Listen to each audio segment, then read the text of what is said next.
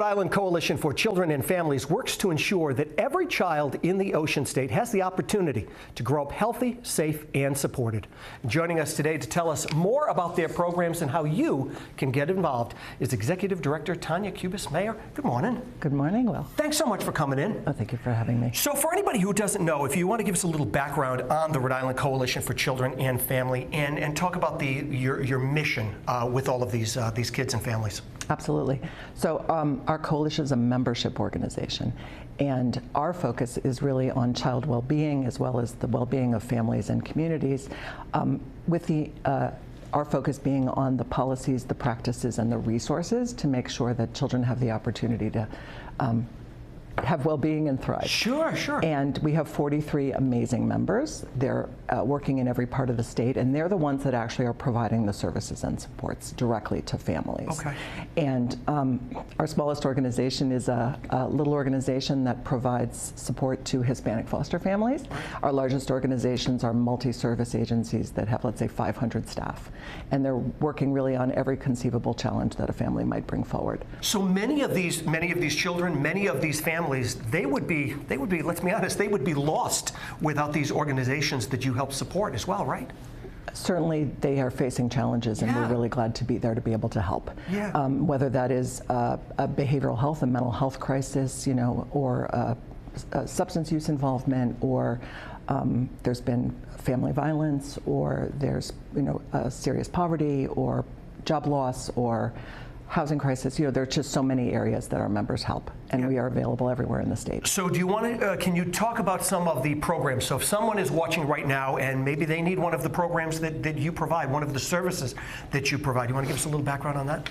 Sure. One of the areas that we're really focused on is behavioral health. So, you know, a lot of children are experiencing a lot of emotions ever since COVID. There's been a lot of talk about that, and our members really are there to make sure that kids can get what they need when they need it, for as long as they need it, right, as intensively as they need it.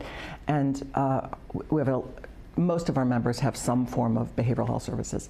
And so, for example, you know, kids feeling a lot of emotions, maybe as a result, they're acting out, or maybe they've become withdrawn, or maybe they're using substances. Right. You know, you want to get them the help that they need as soon as they can. And one of the things that we've done as a coalition, in addition to supporting our members, is we've developed a report we called Children in Crisis Can't Wait.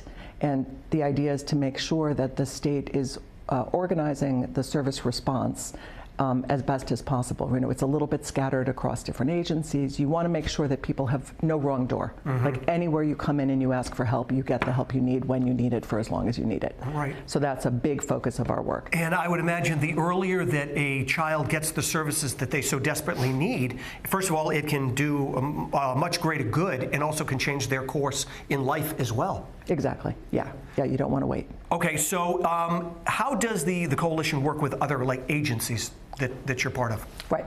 So with our members, our role really is to support them in sharing their story, their message, their experience, the needs of the kids, right? So our focus, like I said, is on policy and practice. So making sure that cumulatively as a state, we have what we need to respond. And so we do that through education, research and education. We do that through partnerships, so partnerships with state government, partnerships with other agencies, partnerships with youth and families themselves, policymakers, you know, to make sure that we are responding appropriately and that we're actually implementing our ideas effectively in the community. All right, so if someone is watching and at home right now and they want to support your work or get involved somehow, what's the next step? It'd be, our website is riccf.org. On our website, there's a list of all of our members. You can click on any member and learn more about them. So certainly volunteering with or making a donation to any of our members. The holidays is, you know, a time when many people are thinking about the values of family and wanting to invest. If you'd like to make a donation to the work of the coalition, that's also a possibility through our website. If you'd like to learn more about our work and follow us during the year, we can make that happen.